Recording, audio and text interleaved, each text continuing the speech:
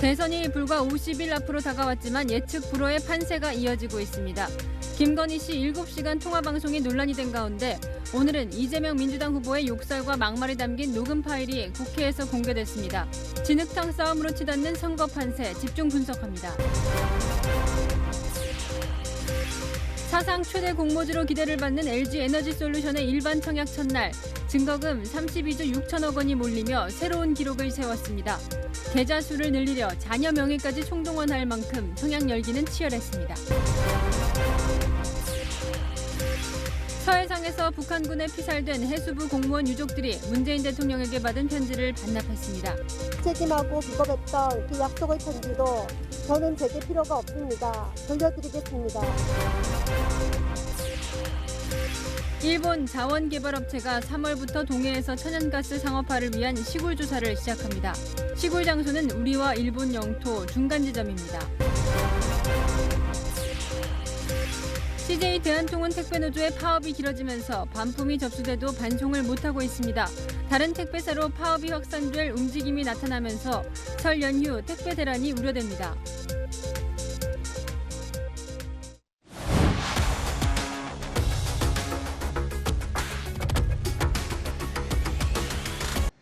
뉴스 시작합니다. 저는 동정민입니다. 결과도 예측할 수 없고 어느 때보다 혼탁한 대선이 딱 50일 남았습니다. 2027년까지 5년 동안 이 대한민국을 이끌 국가 원수 대통령을 뽑는 선거입니다. 저희는 오늘부터 이 50일 동안 대선 이슈에 집중해서 여러분의 선택에 도움을 드리려고 합니다. 그만큼 책임이 무거운 자리인데 1, 2위 양강 후보는 도덕성 문제에서 헤어나오질 못하고 있습니다. 윤석열 후보 부인 김건희 씨 녹취로 한바탕 홍역을 치르더니 오늘은 이재명 후보의 과거 욕설 녹취 160분 분량이 공개됐습니다. 진흙탕으로 빠져들고 있는 대선 50일의 오늘을 이민찬 기자가 시작합니다. 이재명 민주당 대선 후보를 비판하는 내용의 책 굿바이 이재명의 저자 장영하 변호사가 이 후보의 녹취 파일을 공개했습니다. 160분 분량으로 이 후보가 형과 형수와 통화한 내용입니다. 녹취 파일에는 이 후보가 형에게 욕설하는 내용 등이 담겼습니다. 찌질이 불쌍한 인간 등 모멸적 욕설을 반복적으로 퍼부었습니다. 형 재선 씨에게 정신병원에 가자고 지속적으로 압박하는 대화 내용이 나옵니다. 또 이 후보가 형수를 향해 욕설하는 내용도 포함됐습니다. 민주당 선대위는 장 변호사가 녹음 파일을 불법 배포했다며 후보자 비방죄, 선거법 위반 혐의로 고발했습니다. 하지만 이 후보는 사과했습니다. 가족의 내밀한 문제이긴 하지만 말씀드리기 어려운 사정들이 있긴 합니다만 공인으로서 이런 무리를 일으킨 점에 대해서 다시 한번 깊이 사과드립니다. 민주당과 국민의힘은 설 전에 하기로 한 양자 TV 토론 날짜를 두고도 맞붙었습니다. 27일 후보 간 양자 토론은 양 후보들의 민생 대안과 미래 비전 및 31일 전 세대가 모이고 가장 황금 시간대인 이 시간대를 좀 할애를 해서 토론에서 배제된 안철수 국민의당 대선 후보는 불공정 토론이라며 방송금지 가처분을 신청할 계획입니다. 대선을 50일 앞두고 설명절 밥상머리 민심을 잡기 위한 진흙탕 싸움이 시작됐습니다. 채널A 뉴스 이민찬입니다. 이재명 후보의 녹취 파장은 잠시 후 아는 기자에서 더 자세하게 짚어보겠습니다. 역대 보면 대선 50일 앞두고 1위를 달리면 대체로 당선이 됐는데요. 오늘 발표된 조사를 보면 초박빙 알 수가 없습니다. 정권 교체 여론은 높은데 또 당선 가능성은 여당 후보가 앞서는 상반된 결과도 나오는데요.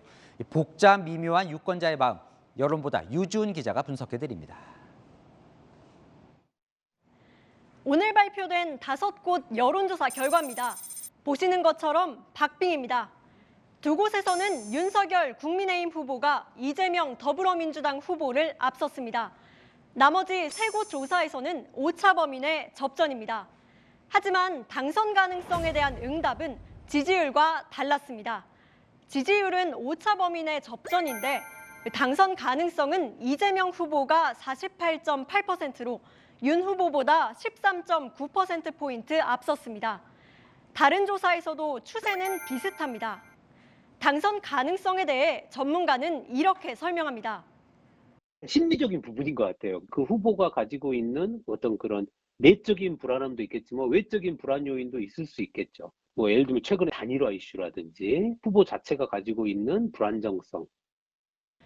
당선 가능성과 지지율이 차이 나는 이유, 불안감이 크게 작용한다는 건데 윤석열 후보를 지지하면서도 혹시나 무슨 일이 터지는 건 아닐까 이런 불안감이 있다는 겁니다. 20대의 경우 이런 경향성은 더 두드러집니다. 여론조사에 따르면 20대는 윤석열 후보를 더 지지하면서도 당선 가능성에 있어서는 이처럼 이재명 후보를 선택하고 있습니다. 20대의 경우에는 내가 지지하는 후보와 내 주변의 사람들이 지지하는 후보는 다를 수도 있다는 생각이 있는 거죠. 정치적 의사소통을 하지 않는 것이 이유가 될 수가 있겠고요. 윤석열 후보에 대한 불안감이 지지율을 출렁이게 하는 중요 요인으로 자리 잡고 있습니다. 채널A 뉴스 유주은입니다. 50일 앞두고 마음이 급한 여야 후보들의 오늘 하루는 어땠을까요? 마크맨 최선정한이 기자가 현장에서 후보의 일거수일투족을 취재했습니다. 이재명 더불어민주당 대선 후보는 임기 내 일자리 300만 개를 만들겠다고 약속했습니다. 디지털, 에너지, 사회 서비스 대전환을 통해서 300만 개 이상의 일자리를 만들겠습니다. 저는 정책을 알고 실행 방향을 압니다. 기업 주도의 일자리 성장을 강조하는 친기업 행보에 유승민 전 국민의힘 의원의 사회 서비스 일자리 공약까지 반영하며 중도층 공략에 나선 겁니다. 반대로 이재명 후보는 일자리 공약을 발표한 직후 이곳 상장회사 회관으로 이동해 중견 기업인들을 만나고 있는데요. 기업의 역할, 정부의 지원을 강조한 이 후보는 꼼꼼히 기업인들의 내용을 받아 적으며 소통하고 있습니다. 이 기업인들이 떠나고 싶은 나라, 자식에게 물려줄 수 없고 물려주는데도 미안한 그런 나라가. 중견 기업인에 이어 소상공인도 만났고 윤석열 국민의힘 후보를 견제하기도 했습니다. 마침 이 자리에 존경하는 윤석열 후보께서 와 계십니다. 전에 말씀하신 50조 원에 혹시 못 미치더라도 최소한 그에 좀 미칠 수 있도록 서로 합의하는 좋은 자리가 되면 좋겠다. 저는 점쟁이 안 믿거든요. 국가 정책을 점쟁이한테 물어서 결정할 생각 전혀 없어요. 이 후보는 경제 행보 이후 육아휴직, 부모 쿼터제 등의 공약도 쏟아내며 민생 정책 행보를 이어갔습니다. 윤석열 국민의힘 후보가 지금 막 이곳 헬스장에 들어갔습니다. 헬스장이 방역 패스 제외 업종에 포함되지 않아 정부의 방역 지침에 대한 비판이 나오자 이를 겨냥한 일정을 잡은 겁니다. 윤 후보는 조금 뒤에 마스크를 쓰고 직접 운동도 해보고 대책을 내놓을 예정입니다.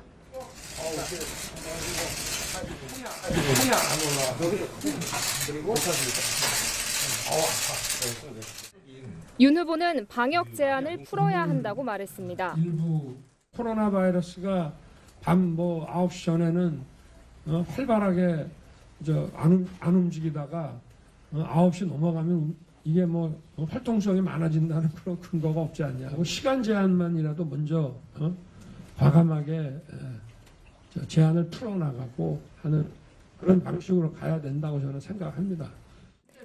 참석자들은 맞춤형 방역이 필요하다고 강조합니다.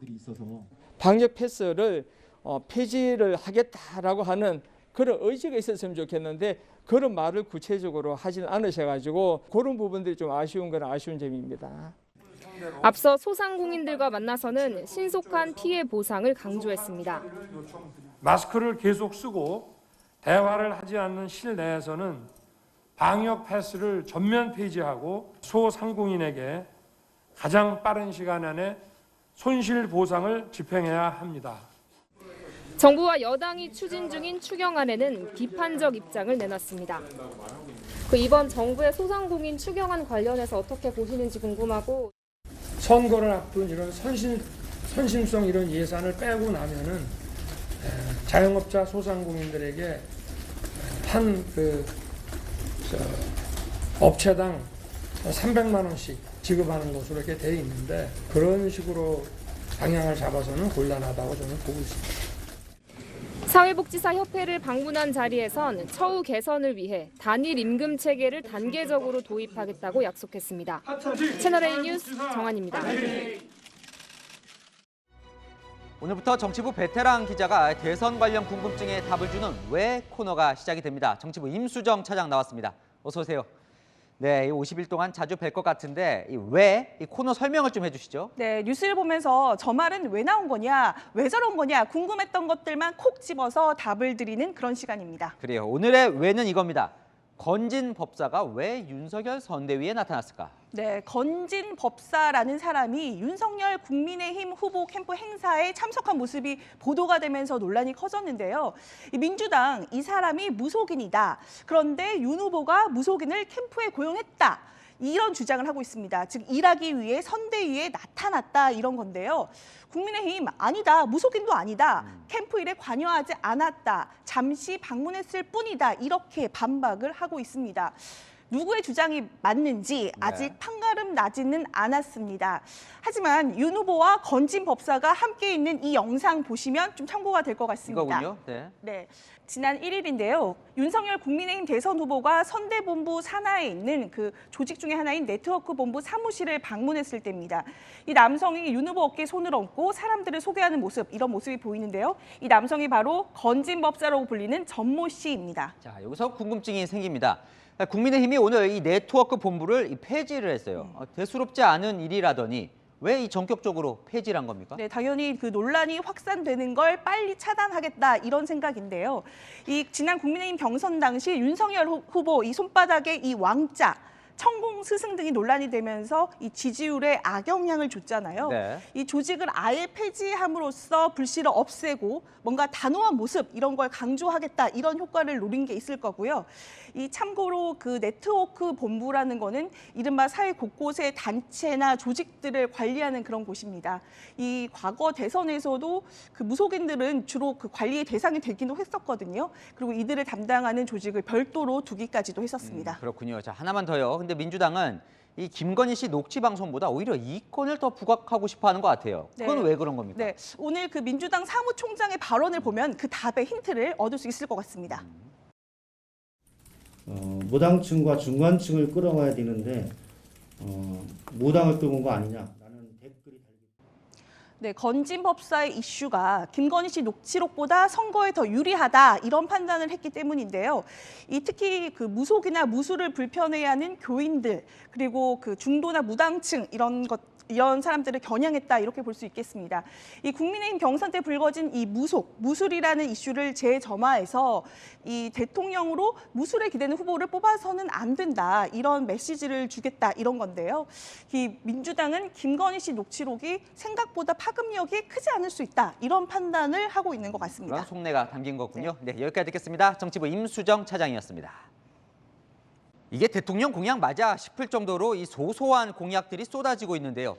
그 공약들이 제대로 지켜질지 오늘부터 대선 체크맨이 현장에 출동해 점검을 합니다. 윤석열 후보가 쓰레기를 줄이기 위해 이 없앴던 자율 포장대를 복원하겠다는 공약을 오늘 내놨습니다. 이다희 기자가 대형 마트로 바로 출동했습니다.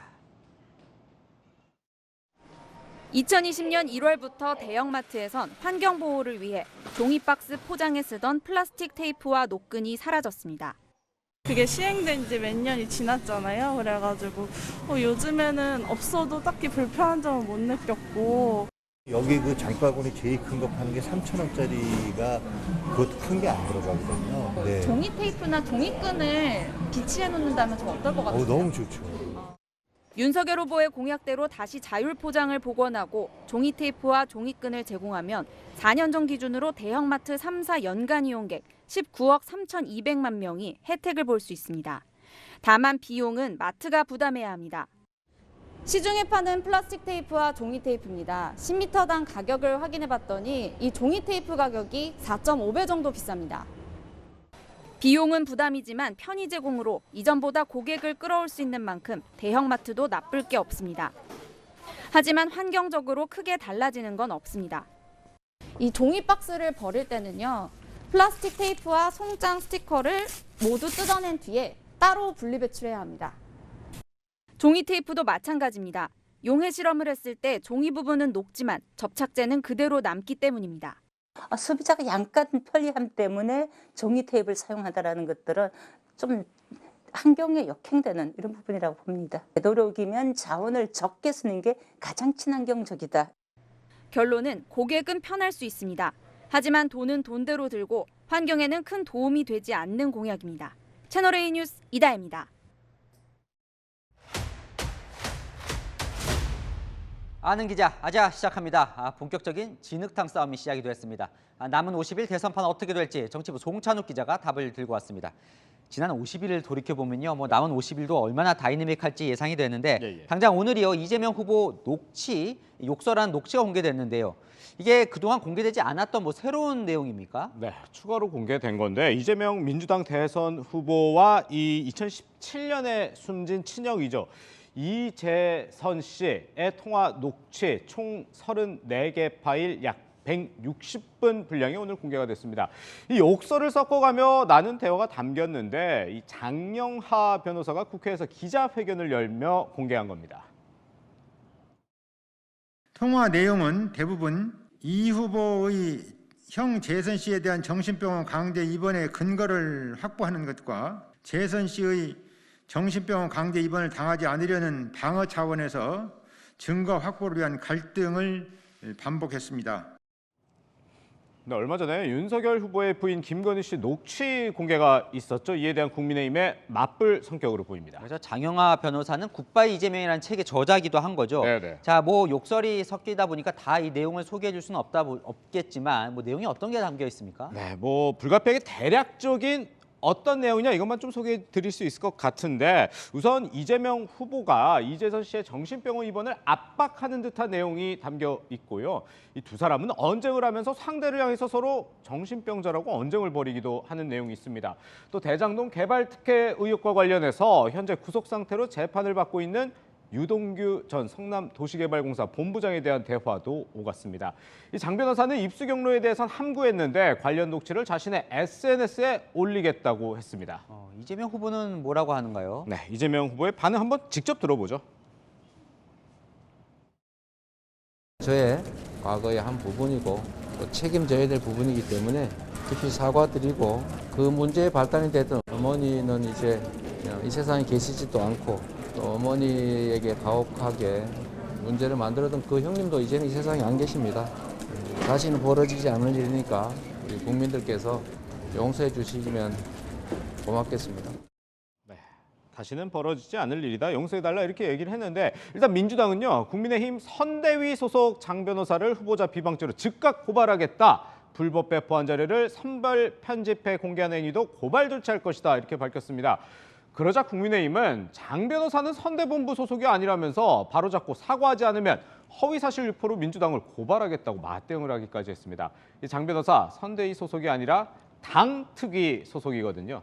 민주당은 나중에 소속을 바로잡았습니다. 참 이거 그만큼 또 선거전이 뜨거워지고 있다는 방증이기도 한데 네네. 자, 이 두 후보가 모두 이제 대체로 지지율이 30%대예요. 이 지지율로는 당선이 안 되는 거죠. 네, 조금 전에 여론보다에서 많이 소개를 해드리기도 했는데 가장 최근이죠. 그제와 어제 이틀간 좀 조사된 여론조사 토대로 좀 보면요. 이재명 후보는 35.6%, 윤석열 후보는 34.4%, 그야말로 접전 양상입니다. 이 안철수 후보까지 3자 대결이 됐을 때는 승리를 위해 40%를 넘겨야 하고 만약에 양자 대결이 됐을 때는 50% 안팎을 얻어야 한다는 게 대체적인 시각입니다. 실제 과거 대선의 사례를 한번 보면요. 이 제3의 후보가 있을 때, 그러니까 3자 대결일 때는 40%대 초반을 얻어야 승리를 했었고요. 이게 만약에 양자 대결로 치러질 경우에는 과반 가까이 득표를 해야 또한 또 과반을 넘겨야 승리를 거둘 수 있었습니다. 그러니까요. 40% 50% 가려면 두 후보 모두 이제 더 끌어올려야 되는데 네. 뭘 준비하고 있습니까? 네, 저희가 좀 한마디로 표현을 해보자면 이재명 후보 같은 경우 꾸준하게, 또 윤석열 후보 같은 경우는 한방 이렇게 좀 표현을 할 수 있을 것 같거든요. 다르군요. 네, 우선 이 설 연휴 전까지 앞서 저희가 말씀드린 폭로전에 대해 두 후보가 어떻게 리스크 관리를 하냐가 중요하겠죠. 그리고 설 연휴 이후 윤 후보와 안철수 국민의당 후보는 야권 단일화 협상이라는 큰 정치 이벤트에 직면할 수 있습니다. 성공하면 탄력을 받을 수 있지만 이 지지부진한 협상이 노출이 되거나 또 최종 결렬된 경우에는 타격을 입을 수 있는 양날의 칼이라고 할 수 있겠죠. 이때 이 후보는 적극적인 정책 행보로 전통적 지지층과 중도층 흡수에 나설 전망입니다. 이 다음 달 15일부터는 공식 선거운동이 시작되면서 이 법정 토론 등을 하는데 이 작은 말 실수 하나가 중도층과 청년층의 민심을 좌우할 수도 있습니다. 그래서요. 어떤 후보가 이길까요? 송 기자가 답을 네. 줘야죠. 예, 뭐 참 조심스럽긴 한데요. 안 그래도 지금 뭐 비호감 대선이다 이런 얘기들 흔히들 나오고 있잖아요. 근데 여기에 저희가 지금 계속 소개해드렸다시피 폭로전까지 불이 붙었습니다.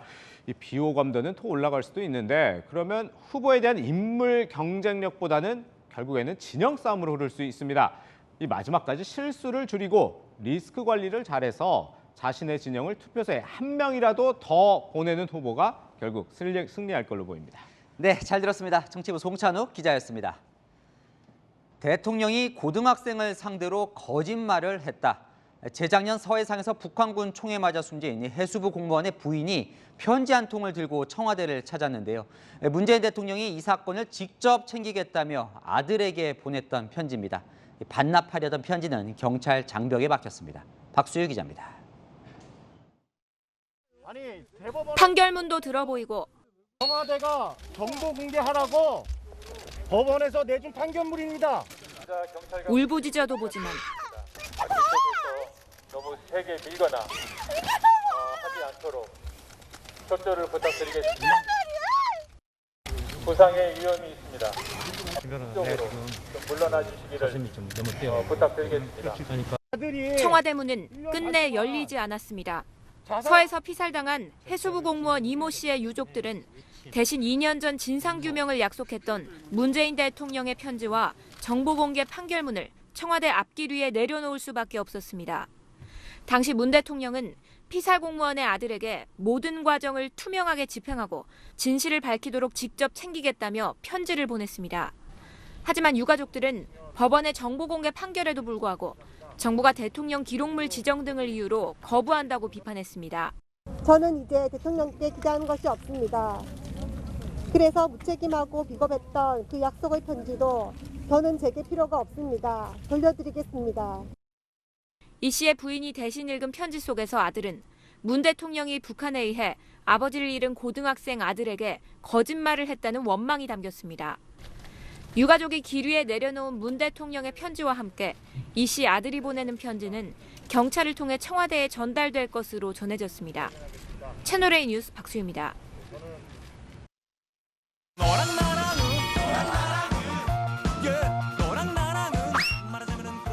여랑야랑 정치부 김민지 기자와 함께합니다. 오늘 저희 뒤에 국회 대신 청와대로 바뀐 거 보이시죠?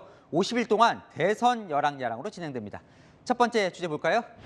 자, 누가 사과 요구를 받고 있습니까? 네, 윤석열 후보의 배우자 김건희 씨인데요. 그제 공개된 7시간 통화 내용 중에 안희정 사건과 미투에 대한 발언으로 피해자로부터 사과 요구를 받았습니다. 김건희 씨 본인도 바로 사과했을 만큼 부적절했다는 지적이 많았죠. 맞습니다. 안희정 사건의 피해자는요. 생각 없이 내뱉은 말들이 2차 가해의 씨앗이 되었다면서 진심 어린 사과를 요구했는데요. 국민의힘 공동선대위원장을 지낸 이수정 교수는 줄리설로 김건희 씨 본인이 고통을 받았음에도 피해자 고통에 대해서는 배려를 못했다며 머리 숙여 사과드린다고 했습니다. 잘못했으니까 빨리 사과하는 게 좋겠다 이런 건가요? 네, 하지만 국민의힘 내부에서는 다른 목소리도 나옵니다. 만약에 어떤 공개적인 공간에서 다수를 대상으로 해서 얘기했다 그러면은 모르겠으나 사적인 어떤 전화통화 생활로 이런 대화를 했다는 것에 있어가지고 2차 가해란 표현이 저는 또 성립하기가 쉽지 않다. 그런데 전혀 예상치 못한 현상이 일어나고 있다고요? 네, 김 씨를 응원하는 사람이 늘고 있다는 건데요. 김 씨의 팬카페에는 원래 한 200명 수준이던 회원수가 오늘 오후 6시 기준으로 16,000명을 넘으면서 급증했습니다. 그동안 베일에 쌓여 있었잖아요. 그래서 관심도 많이 끌었고 해석도 좀 분분한 것 같아요. 네. 근데 이건 또 뭡니까? 김 씨가 한 얘기인가요? 아니요, 저거는 가짜입니다. 김 씨가 10대와 20대를 무시했다는 허위 내용을 담은 이미지가 저렇게 온라인상에 떠돌았습니다. 국민의힘은 가짜뉴스를 생산, 공유, 유포하는 자들을 전원 고발 조치하겠다고 밝혔습니다. 자, 다음 주제 보겠습니다. 다시 나온 대똥이, 저 인형 이름이 대똥이죠? 맞습니다. 지난 국감부터 양의 탈을 쓴 강아지 대똥이가 여러 번 등장했죠. 대장동 이슈를 되살리려 대똥이가 오늘 또 국회에 나왔습니다. 제가 먼저 오자 그런 게 아니고 대똥이가 정말 답답해 죽겠다고 한마디 좀 하고 싶다고 그래서 철저하게 기획된 녹취 내용이 본인의 의사에 반해서 언론사에 제공되고 저널리즘 윤리 어디 간 겁니까? 세 분의 아까운 목숨이 지금 사라지고 있는 중에도 대장동의 실체는 밝혀지지 않고 있습니다. 전엔가요? 이 여당이 이 회의 중단하고 대통령이 가져간 적도 있지 않았나요? 맞습니다. 지난해 국토교통위 회의 중에 보시는 것처럼 대통령이 쟁탈전까지 벌어졌었는데요. 대통령의 대변인으로 나선 송 의원은 가면을 벗은 진정한 대통령의 모습을 돌려달라고 호소했습니다. 네, 마지막 주제 보겠습니다. 뼈아픈 오판, 대선 레이스에 복귀한 심상정 후보군요. 네, 닷새 동안 이 성찰의 시간을 가졌던 심 후보가 정치를 하면서 가장 후회되는 순간으로 이 장면을 꼽았습니다. 당이 보여준 실망스러운 모습 전혀 이렇게 회복되지 않고 있다. 조국 후보자의 언행 불일치는 많은 국민들을 실망시켰습니다. 좌절감을 주었습니다. 그럼에도 불구하고 정의당은 대통령의 임명권을 존중할 것입니다. 지금 생각해도 뭐 제가 20년 정치하면서 가장 뼈아픈 오판이 아니었나. 그러니까 결과적으로 보면 조국 장관을 옹호하게 된 그 일, 참 사과도 여러 번 했는데 회복이 잘 안 되는군요. 네, 정의당이 반대하면 그 장관은 낙마한다. 이른바 데스노트의 신뢰도 깨졌었죠. 한편 오늘 조국 전 장관의 딸 조민 씨가 경상국립대병원 전공의에 지원했다가 탈락한 소식이 전해졌습니다. 2명을 모집하는데 혼자 지원했는데 그래도 떨어졌다지요? 네, 어제 야권에서는요, 임용 반대 시위까지 벌였는데 오늘 불합격 발표가 나자 여권에서는 외압에 의한 것이라면 조리돌림과 다를 게 없다고 반발했습니다. 지난달 이재명 후보가요, 민주당이 조국의 강을 아직 못 건넜다, 강폭이 넓다 이렇게 말한 적이 있죠. 아직도 사안마다 논쟁이 되는 걸 보면 그 폭이 넓긴 넓나 봅니다. 조국 사태 3년 차인데 여전히 진행형입니다. 열왕야랑이었습니다. 배터리 기업 LG 에너지 솔루션의 공모주 청약 첫날 무려 32조 원이 몰렸습니다. 사상 최대입니다. 온 가족을 동원해서 계좌 14개를 개설했다는 투자자도 있었는데요. 열기 가득한 현장 김유빈 기자가 취재했습니다. 국내 배터리 기업인 LG 에너지 솔루션의 일반 청약이 시작된 첫날. 증권사 계좌 개설을 위해 앱에 접속한 사람들이 몰리며 거래 시스템이 일시 마비됐고 증권사 전화도 먹통이 됐습니다. 증권사 방문한 전화를 하려고 했더니 전화가 안 받아. 지점을 직접 찾아온 청약자들 발길도 끊이질 않았습니다. 그러니까 이번에 보고 이제 경쟁률 적은 데로 가려고 하는데 이제 다른 데 있다는 지금 회의를 가는 거죠. 첫날인 오늘 32조 6천억 원의 개인 뭉칫돈이 몰렸습니다. 개인이 받을 수 있는 주식 수는 전체 4분의 1을 차지하는 1,062만 주. 증권사별로 배정된 물량을 사람 수로 나누는 균등 방식으로는 경쟁률이 낮은 증권사를 골라야 주식 수를 늘릴 수 있습니다. 첫날인 오늘은 청약을 넣지 않고 여러 증권사의 경쟁률을 살피는 눈치 싸움도 벌어졌습니다. 오후 3시 30분 현재 증권계좌 2개를 비교해보면요. 배정 물량이 많은 곳은 경쟁률이 24대 1이고 상대적으로 배정 물량이 적은 곳은 경쟁률이 12대 1입니다. 명의당 증권계좌를 하나씩만 쓸 수 있는 만큼 내일까지 눈치 싸움이 치열할 것으로 예상됩니다. 상장 첫날 시초가가 공모가의 2배가 된 후 상한가로 치솟는 따상을 기록하면 한 주당 48만 원의 차익을 챙길 수 있어 사람들이 몰리는 겁니다. 미성년자 자녀까지 가족을 총동원한 경우도 많습니다. 내 거 하려고 왔는데 안 되네요.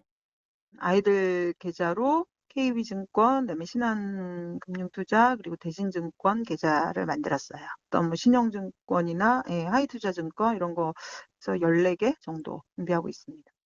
LG 에너지 솔루션의 일반 청약은 내일까지 진행되며 오는 27일 상장될 예정입니다. 채널A 뉴스 김유빈입니다. 아직 5명의 실종자를 기다리고 있는 광주 아파트 붕괴 현장으로 가보겠습니다. 자, 김태형 기자, 오늘도 날씨가 매서워서 걱정인데 실종자 소식 아직 없습니까? 네, 오늘로 수색 8일째입니다. 이 기다렸던 추가 실종자 발견 소식은 아직까지 없습니다. 무너진 건물을 한번 볼까요? 23층부터 한 대여섯 개 층에 잔해물이 잔뜩 쌓여 있습니다. 저것을 살펴야 하는데 자세히 보려면 결국 건물 안으로 들어가야 합니다. 이를 위해서 건물 20층에 전진 지휘소를 임시로 마련했습니다. 지휘소 벽면에는 마지막 한 명까지 최선을 다한다는 문구가 붙어 있습니다. 모두 구조하겠다는 의지를 다지는 겁니다. 건물에 매달린 타워 크레인 때문에 수색 작업이 쉽지 않은 상황입니다. 영상에서 보시는 것처럼 이 기울어져 있는 타워 크레인에 와이어, 즉 쇠줄을 묶는 작업이 오늘 이루어졌습니다. 1200톤급, 높이 170m짜리 이동식 타워 크레인 2대 조립이 끝났습니다. 문제는 건물이 안전한지 아닌지 확인되지 않아서 전문가들도 어떤 방식으로 해체하는 게 안전한 것인지 논의 중입니다. 그런데 이게 쉽게 결론이 나지 않아서 작업이 곧바로 안 되는 겁니다. 해체 작업은 모레쯤 돼야 시작될 것으로 보입니다. 네, 지금 실종자 가족들 가슴이 새까맣게 타들어가고 있을 텐데요. 생계까지 걱정해야 한다고요. 네, 그렇습니다.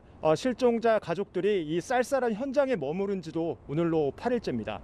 실종자 구조가 되는지 안 되는지 걱정도 큰데 또 한편으로는 현실적으로 경제적인 부담도 큰 상황입니다. 실종자 찾는 거에도 마음을 쓰고 있는데 현실적으로는 이런 것까지 오게 되니까 막상 심적으로 더 힘든 것 같아요. 한 실종자 가족은 한동안 출근을 못하게 되자 회사로부터 업무 조정 통보를 받았습니다. 소식을 들은 경찰이 고용노동부에 요청해 일단 무급휴직으로 처리됐지만 앞길이 캄캄합니다. 현대산업개발은 실종자 가족 생계 대책을 마련하겠다고 했지만 가족들은 아직까지 별다른 움직임이 없다고 성토했습니다. 지금까지 광주 신축 아파트 붕괴 현장에서 전해드렸습니다. 이번 사고를 놓고 불량 콘크리트를 쓴 것 아니냐는 의혹이 제기되며 경찰은 콘크리트 잔해물을 분석하고 있습니다. 사고 이전에 콘크리트 품질 점검은 했지만 형식적이었던 것으로 드러났습니다. 공국진 기자입니다. 파란 상자를 든 수사관들이 현장으로 들어갑니다. 경찰과 국토교통부는 현장에서 콘크리트 잔해물 등을 수거한 데 이어 사고가 난 201동에 이어 203동에서도 콘크리트 시료를 확보했습니다. 레미콘의 강도가 적절했는지 그걸 이제 분석하기 위한 수사라고 보면 되죠. 각 층마다 시료를 채취한다니까요. 현대산업개발이 분기마다 제출한 감리보고서엔 레미콘 차량 25대당 1대꼴로 품질 점검을 한 것으로 돼 있습니다. 공기량과 점성, 초기 강도 등 3가지 검사에서 부적합 의견은 한 건도 없었습니다. 들어오는 모든 레미콘 차량에 대해서 점검을 25대마다 한 대씩 본인들이 적합하다고 판단해서 그렇게 들어왔고. 하지만 당시 공사에 참여했던 업체 관계자는 보여주기식 점검이었다고 털어놨습니다. 어떤 레미콘 차량이 점검을 받았는지 미리 결정이 돼 있었다는 겁니다. 회사에서 싣고 때 일반 차는 정상적으로 싣고 갔으니까 검수를 하는데 15번에 한다, 20번에 한다 그런 것이 있어요. 그러면 너 완벽히 와요. 전문가들은 비용이 더 들더라도 점검 횟수를 대폭 늘려야 한다고 말합니다. 횟수를 더 많이 늘려야 된다. 150에 한 번이다 그러면 그걸 뭐 100에 한 번이라든지 또는 뭐 50룹에 한 번씩이라든지. 한층 올리는데 단 6일. 겨울철 무리한 속도전과 눈 가리고 아웅식 안전점검 정황 속에 총체적 부실공사 의혹은 점점 굳어지고 있습니다. 채널A 뉴스 공진입니다. 참사 원인을 찾아내면 관련자를 처벌하는 것보다 같은 일이 반복되지 않게 하는 것이 훨씬 중요합니다. 2015년 120명의 사상자를 낸 의정부 아파트 화재의 주요 원인은 외벽에 스티로폼 단열재를 붙인 드라이비트 공법이었던 것으로 드러났습니다. 이후 관련 규제는 강화됐지만 비슷한 화재는 계속 되풀이됐습니다. 다시 간다 남영주 기자입니다.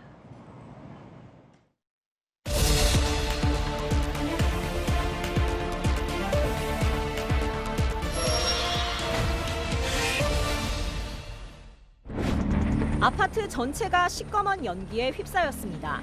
시멘트 외벽에서 맹렬하게 치솟아 오르는 불길이 눈에 띕니다. 새빨간 불길 속에 외벽은 이미 너덜너덜해졌습니다. 지난 2015년 5명이 숨지고 120명 넘는 부상자를 낸 의정부 아파트 화재. 콘크리트 건물 외벽에 스티로폼 단열재를 붙인 일명 드라이비트 공법이 불쏘시개 역할을 했습니다. 드라이비트 공법의 경우 공사비는 싸지만 화재에 취약한 단점이 있습니다. 7년이 지났지만 인근 건물에는 아직까지 화재 흔적이 남아 있습니다. 주민들은 악몽을 잊지 못하고 있습니다. 끔찍했죠. 별로 기억하고 싶지 않은? 저도 굉장히 트라우마가 심했으니까. 사람이 죽는 걸 봤으니까. 근데도 힘들었죠. 무섭죠. 저희 동네에서 저희 지역에서 이런 큰 소리 났다는 거는 자재가 잘 타는 자재였나? 사고 발생 7년이 지났습니다. 화재가 났던 곳은 이름도 건물 외벽도 모두 바뀌었고 관련 법까지 개정됐습니다. 건물도 새로 다 뜯어가지고 다시 했잖아, 재건축을. 전부 니모들이 다 한 거예요. 다 걷어내고.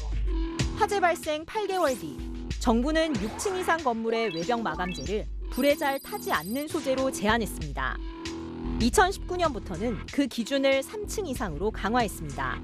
하지만 2015년 이후에도 드라이비트 공법이 적용된 건물 화재 참사는 계속됐습니다. 2015년 이전에 지어진 건축물들은 규제에서 빠졌기 때문입니다.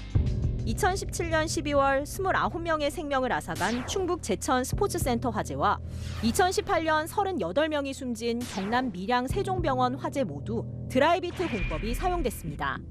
주택가 곳곳에서도 이런 건물들을 쉽게 찾아볼 수 있습니다. 스티로폼 한 전형적인 드라이비트입니다. 화재가 났을 때 굉장히 위험한 구조인 게 외벽에서 타고 올라가니까 완전 무방비 상태가 되는 거죠. 일부 노후 건물에선 외벽 사이로 삐져나온 스티로폼이 손만 대도 으스러져 버립니다. 2015년 이전에 지어진 건축물은 647만 8천 동이고 6층 이상 건물도 17만 4천 동에 이릅니다. 하지만 국토교통부는 이 가운데 얼마나 드라이비트가 적용됐는지 파악하지 못하고 있습니다. 저희가 마감 재료를 따로 그렇게 통계를 갖고 있지는 않고요. 그 전에 건축된 것에 대해서는 저희가 따로 뭘 하고 있지는 않습니다. 급한 대로 정부는 지난해부터 어린이와 노약자 시설 등의 건물 외벽 마감재를 바꾸겠다고 밝혔습니다. 하지만 정부와 지방자치단체, 건물주가 공사비의 3분의 1씩을 부담해야 해서 실제 공사에 들어간 비율은 극히 낮습니다. 다시 간다, 남영주입니다. 70대 할머니를 차로 친 운전자가 구조 요청은 하지 않고 차부터 살피는 영상이 공개돼 공분을 사고 있습니다. 왜 이런 행동을 했는지 홍지은 기자가 물어봤습니다. 경기 안산의 주택가 골목. 70대 여성이 흰 봉투를 들고 천천히 걸어옵니다. 그런데 직진하던 하얀색 승용차가 왼쪽으로 방향을 틀더니 여성을 들이받습니다. 충격으로 쓰러졌던 여성이 천천히 몸을 일으키지만 운전자는 차에서 내려 여성을 본 뒤 곧장 차 상태를 살핍니다. 차에서 내리자마자 왜 이렇게 뛰어요 그러면서 차로 가더래요. 피해자가 힘겹게 길 옆으로 걸어갈 때도 운전자는 계속 휴대전화를 만집니다. 남성은 보험사에 전화한 뒤 자리를 떴고 남편의 신고로 출동한 구급차가 피해자를 병원으로 옮겼습니다. 피해자는 발목과 종아리뼈 골절로 전치 4주 진단을 받았습니다. 사람이 다쳤으면 우선 응급조치를 해가지고 어떠냐 그렇게 물어봐야 되는데 자기 차 위주고 환자 위주가 아니고 뭐 미안한 기색은 없고. 운전자는 사람이 아닌 손수레와 부딪힌 줄 알았다고 말했습니다. 어머니가 처음에 앉아 있으셨을 때 다리를 이렇게 주무르고 계셨어요. 일하다가 잠깐 이렇게 다리 아프셔서 앉아 있나 보다 생각을 하고. 그러면서 사고 현장에서 사과의 뜻을 전했다고도 밝혔습니다.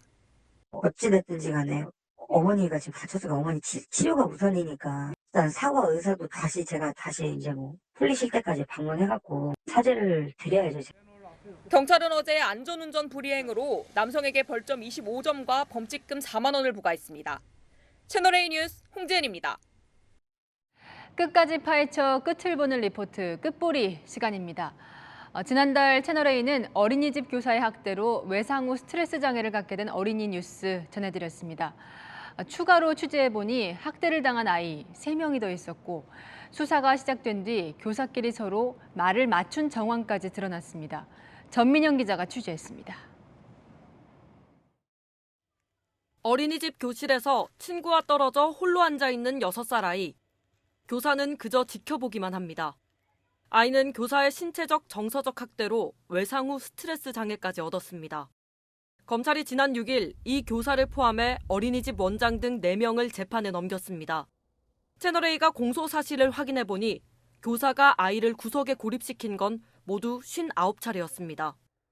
교사는 다른 아이들과 달리 자리를 따로 지정해주지 않고 교실에서 혼자 생활하게 한 걸로 검찰은 판단했습니다.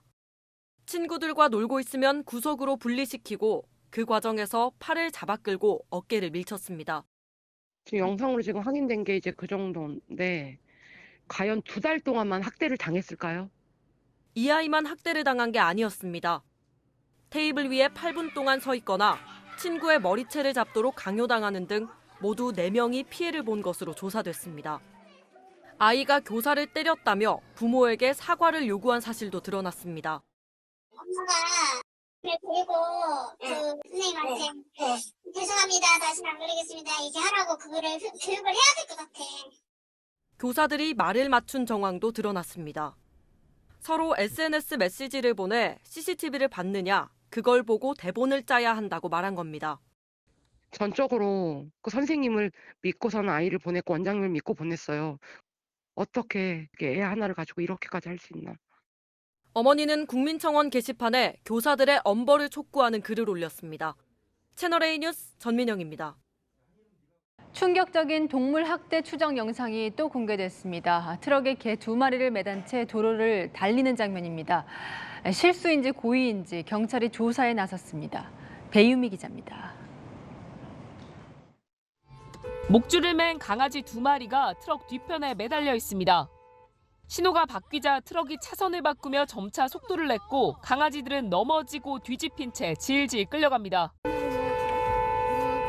미쳤다고 죽으라고.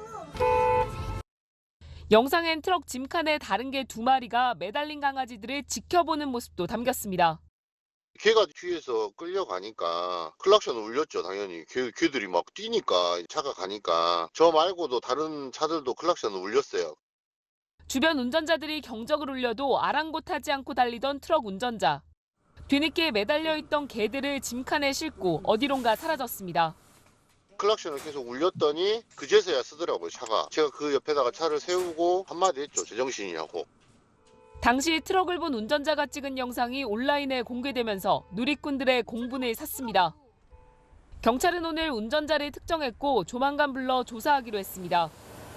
차량 안에 다른 강아지들도 있었잖아요. 이따가 같이 떨어진 게 아닌가. 다른 영상도 확인하고 그래야 혐의 유무를 확인할 수 있을 것 같습니다.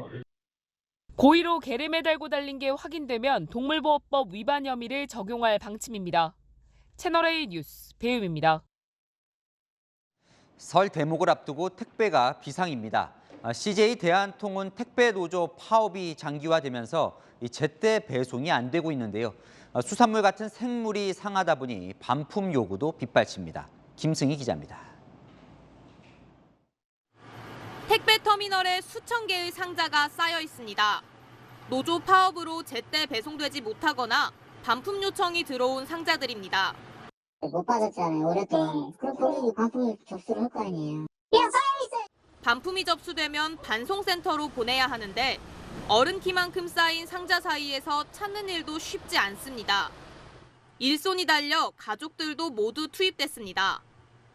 저하고 집사람하고 저희 아들하고 셋이서 돈 안 되는 일을 계속 하고 있는 거죠. 다른 대리점 상황도 마찬가지입니다. 가장 큰 문제는 수산물이나 농산물 같은 생물입니다. 작물 같은 경우도 지금은 일단 쌓아놓고 있는 중이고 하루에 그래도 한 50개씩은 계속 배송이 안 되고 반송도 안 되고 그런 상황이라서 반품 기한이 지나거나 상하는 일이 다반사입니다. 정당한 파업을 하고 있는 거니 우리는 그 부분을 물어줄 수가 없다라고 주장할 게 뻔하니까 대리점이 보통 많이 피해를 입겠죠. CJ 대한통운 택배노조의 파업은 오늘로 22일째. 노조는 사회적 합의에 따라 인상된 택배비를 공정 배분하라고 요구하고 있습니다. 반면 CJ 대한통운은 인상분만큼 기사 수수료에 반영했고 합의도 이행 중이라고 밝히고 있습니다. 문제는 설 연휴를 앞두고 택배 정체가 심해질 수 있다는 겁니다. CJ 대한통운 노조는 이재현 CJ그룹 회장 자택 앞에서 상경투쟁을 시작했고 한진택배는 울산과 거제 지역 택배기사 절반이 파업 동참을 선언했습니다. 우체국 택배도 1인당 배달 물량을 하루 평균 210개에서 190개로 줄이는 방안을 검토 중입니다. 우체국 택배 노조원은 약 2,700명에 이릅니다. 채널A 뉴스 김승희입니다. 3월부터는 일본이 동해에서 천연가스 생산을 위한 시추 작업에 들어간다고 밝혔습니다. 그런데 그 시추 장소가 우리 영토와 일본 딱 중간입니다. 일본 측은 자기네 수역이라고 했지만 우리 정부도 사실 파악에 나섰습니다. 도쿄 김민지 특파원입니다. 일본 정부의 위탁을 받아 동해에서 자원 탐사를 이어온 일본의 에너지 기업입니다. 安定的かつ効率的なエネルギーの供給を大きな使命として 이 기업은 동해에서 오는 3월 말부터 7월까지 석유와 천연가스 시추 조사를 실시한다고 발표했습니다. 일본 매체는 시추 지점에 천연가스 3천만 톤이 매장됐고 2032년 생산을 목표로 개발이 진행된다고 보도했습니다. 연간 일본 국내 소비량의 1.2%인 93만 톤씩 생산할 것이란 전망도 나옵니다. 시추 지점은 야마구치현과 시마네현에서 각각 150km, 130km 떨어진 곳입니다. 일본의 배타적 경제 수역 이이지 아니라고 주장하지만 경북 경주시 해안과도 150km 정도 거리입니다. 日本の、EEG の範囲内ということで、許可を得ておりますし、暫定水域というのがありますよね。日本と韓国が共に利用できる水域。こちらの中でもないということを 한일 양국은 동해와 남해에서 각각 200해리를 이이지 경계선이라고 주장하고 있습니다. 시추 장소가 중첩 수역일 가능성도 배제할 수 없는 상황입니다. 일본 측의 시추 계획 발표 사실을 뒤늦게 확인한 우리 외교부는 관련된 상세한 정보를 파악 중이라고 밝혔습니다. 도쿄에서 채널A 뉴스 김민지입니다. 좋아하는 웹툰이나 영화, 스포츠 경기 명장면 등을 오직 나만 한정판으로 소유할 수 있다면 어떨까요? 무한대로 복제될 수 있다고 여겼던 동영상이나 이미지들이 대체 불가능한 토큰, NFT로 거래되는 양이 늘고 있습니다. 어떤 콘텐츠들이 NFT로 팔렸는지 박정석 기자가 보여드립니다. 전 세계가 기다려온 K-웹툰. 글로벌 조회수 142억 회를 기록한 한 국내 웹툰입니다. 마지막 회 명장면을 100개 한정 NFT로 개당 약 80만 원에 판매하자 1분 만에 다 팔렸습니다. NFT는 대체 불가능한 토큰이란 뜻의 디지털 자산. 위조, 변조를 막는 블록체인 기술을 활용해 소유권과 거래 내역 정보를 영구적으로 보유합니다. 무한 복제가 가능한 디지털 콘텐츠에 고유한 번호를 매겨 나만의 것으로 만들 수 있다는 매력 때문에 영화, K-팝, 미술, 스포츠까지 NFT 도입이 확산되고 있습니다. 영화 특송은 영화 캐릭터를 디지털 아트로 만든 NFT 3,000개를 판매했고 배우 강동원의 취미생활인 목공 영상은 119개가 개당 최고 119만 원에 팔렸습니다. 미국 프로농구 NBA에서는 유명 농구 선수 르브론 제임스의 덩크슛 장면 NFT가 약 2억 7천만 원에 거래돼 화제를 모았습니다. 글로벌 그룹 BTS 멤버들의 이미지를 활용한 NFT도 상반기 출시될 예정입니다. 채널A의 도시어부는 국내 예능 프로그램 최초로 NFT를 선보입니다. 유일무이한 하나의 상품이다, 콘텐츠다, 뭐 이런 것들을 부여함으로 해서 그 희소성을 만들니까 그게 값어치가 올라가는 이런 형태가 되는 거거든요. 코로나19 여파로 비대면 문화가 확산되면서 디지털 콘텐츠를 결합한 NFT가 새로운 시장으로 각광받고 있습니다. 채널A 뉴스 박정서입니다. 17일 남은 베이징 겨울올림픽에 외국인 관광객에 이어 중국 일반인 관람객에게도 표를 팔지 않기로 했습니다. 코로나 확산을 막기 위해 동원된 관객들만 입장하기로 한 겁니다. 베이징 사공성근 특파원입니다. 전파력이 강한 오미크론 변이는 베이징에서도 확인됐습니다. 지난 주말 처음 오미크론 확진을 받은 사람은 베이징을 벗어난 적 없고 확진자 접촉도 없어 감염 경로가 불명확했습니다. 당국은 국제 우편물을 통한 유입 가능성을 주장합니다. 加拿大发出途经美国及中国香港到达北京，病例于1月11日收到邮件，经核酸检测均为阳性。 감염 확산세가 베이징을 향하자 베이징 동계올림픽 조직위원회는 일반에게 입장권 판매를 하지 않기로 결정했습니다. 조직위는 특정 그룹의 관중만 초대하기로 했다고 설명했습니다. 지정된 응원단이나 관계자 등 최소 인원만 입장할 것으로 보입니다. 中国有信心为世界奉献一场简约、安全、精彩的奥运盛会。 시진핑 주석은 오는 10월 세 번째 연임을 결정하는 20차 당대회를 앞두고 있습니다. 이번 올림픽은 시진핑 주석의 지도력 과시라는 정치적인 의미도 담겨 있습니다. 하지만 외교적 보이콧에 이어 일반 관중 입장까지 취소되면서 온전한 올림픽은 무산되는 분위기입니다. 베이징에서 채널A 뉴스 사공성근입니다. 한반도 상공에는 영하 30도의 찬 공기가 머물면서 강추위가 계속되고 있는데요. 내일은 찬 공기가 밀려들며 다시 눈구름대가 만들어지겠습니다. 오전 사이 일부 수도권 지역에는 눈이 시작되겠고 오후부터 그 밖에 중부와 일부 남부로도 오겠는데요. 수도권과 충남 북부엔 최대 7cm 이상의 많은 눈이 강하게 쏟아져 대설특보가 내려질 가능성이 있습니다. 남부로는 1에서 3cm 정도 오겠습니다. 눈은 저녁이면 대부분 그치겠지만 영동 지역은 밤새 집중되겠는데요. 20cm 이상의 폭설이 매우 강하게 쏟아질 걸로 보여 주의가 필요합니다. 눈이 내리면서 건조함은 잠시 누그러지긴 하겠지만 눈구름 뒤로 차고 건조한 바람이 불면서 금세 대기가 메마르겠습니다. 방심하지 마시고 불조심하시기 바랍니다. 내일 아침 서울은 영하 7도로 여전히 춥겠고요. 한낮에도 영하 1도에 머물겠습니다. 한파는 모레까지 이어지겠습니다. 날씨였습니다. 미국 바이든 대통령이 취임한 지 1년입니다. 기대가 컸던 미국인 1년 만에 싸늘해졌습니다. 미국이 좋아지고 있다고 답한 국민은 26%에 불과했죠. 가장 실망한 이유는 이 높은 물가와 경제 정책 혼선이었는데요. 우리나라도 물가와 경제 심상치가 않죠. 취임 1년 뒤 후회하지 않을 대통령을 고를 시간 얼마 남지 않았습니다. 마침표 찍겠습니다. 이제 50일 뉴스 마칩니다. 감사합니다.